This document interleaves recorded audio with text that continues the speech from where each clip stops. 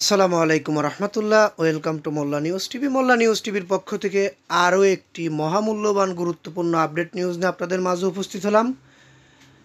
দেশে এত দুর্বল ব্যাংক থাকুক তা চাই না, বাংলাদেশ ব্যাংকের গভর্নর সরকারের সাথে আলোচনা করে দুর্বল ব্যাংক ও নন ব্যাংকিং ব্যবস্থার বিরুদ্ধে একটি ব্যবস্থা নিয়ে এই ব্যাংকগুলোকে কী করা হবে বিষয়ে একটি গুরুত্বপূর্ণ আপডেট এসেছে, সেটি আমি আপনাদের মাঝে তুলে ধরব।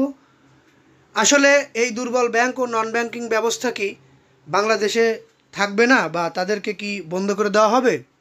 সেই ব্যাংকগুলো তাহলে কোনগুলো? এই বিস্তারিত জানতে হলে পুরো নিউজটি আপনাকে ধৈর্য সহকারে শুনতে হবে। আমি যে নিউজটি নিয়ে এসেছি এটি কিন্তু প্রথম আলো থেকে প্রকাশিত একটি নিউজ। বাংলাদেশ ব্যাংকের গভর্নর প্রথম আলোর গোলটেবিলে মন্তব্য করেছেন, সেই মন্তব্যটাই আমি হুবহু আপনাদের মাঝে তুলে ধরছি। আপনারা বিভিন্ন সময় দেখেছি, আমি কমেন্টে জানান আমি ভুল বলছি বা ভুয়া নিউজ বলছি। এগুলো বলার আগে আপনারা তদন্ত করবেন যে আমি যে নিউজটি দিচ্ছি এই নিউজটি সঠিক কিনা, তারপরে আপনারা ভুল বা ভুয়া বলতে পারবেন। দেশে এত দুর্বল ব্যাংক নন ব্যাংকিং প্রতিষ্ঠান থাকুক তা চান না বলে মন্তব্য করেছেন বাংলাদেশ ব্যাংকের গভর্নর আহসান এইচ মনসুর। তিনি বলেন, লিলিপুটের মতো অনেক ছোট ব্যাংক এখানে রয়েছে আন্তর্জাতিকভাবে যারা কোনো গণনায় থাকে না। প্রথম আলো আয়োজিত ব্যাংক খাতকে কোথায় দেখতে চাই শীর্ষক গোলটেবিল বৈঠকে তিনি এই মন্তব্য করেন। রাজধানীর কাউরান বাজার প্রথম আলোর কার্যালয়ে মঙ্গলবার এই গোলটেবিল বৈঠক অনুষ্ঠিত হয়।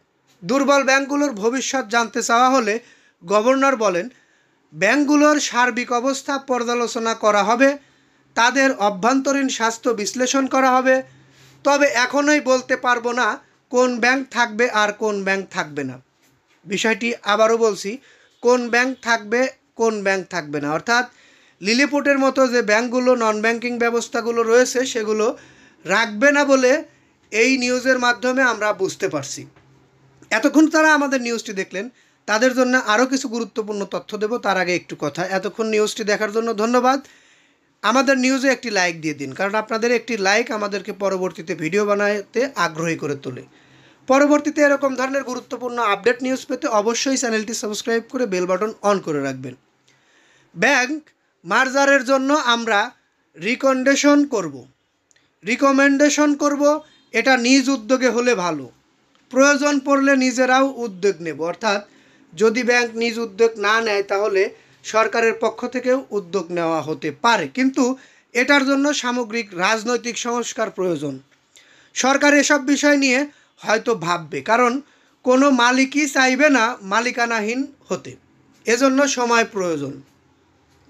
আহসান এইচ মনসুর বলেন, ব্যাংক খাতের সংস্কারের জন্য 3টি টাস্কফোর্স গঠন করা হচ্ছে।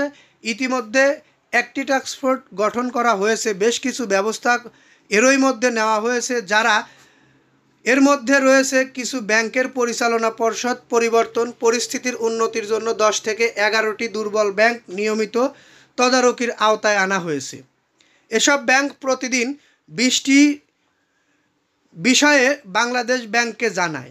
কেন্দ্রীয় ব্যাংকের গভর্নর বলেন, এসব পদক্ষেপ নেওয়ার পর ব্যাংকগুলোর আমানত 800 কোটি টাকা বেড়েছে। এটা বড় স্বস্তির একটি বিষয়।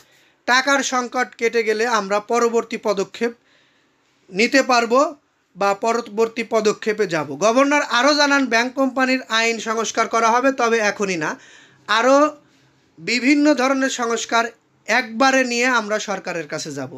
বারবার সরকার বা সংস্কার করার জন্য সরকারের কাছে যাব না, সেজন্য সব কিছু রেডি হলে তখনই সংস্কার কার্যক্রম দৃশ্যমান হবে। যাই হোক, আমি আর এই নিউজটি দীর্ঘায়িত করছি না, এখান থেকে বিদায় নিচ্ছি। পরবর্তী নিউজটির অপেক্ষা থাকুন, ততক্ষণ সকলে সুস্থ থাকুন, ভালো থাকুন। আসসালামু আলাইকুম।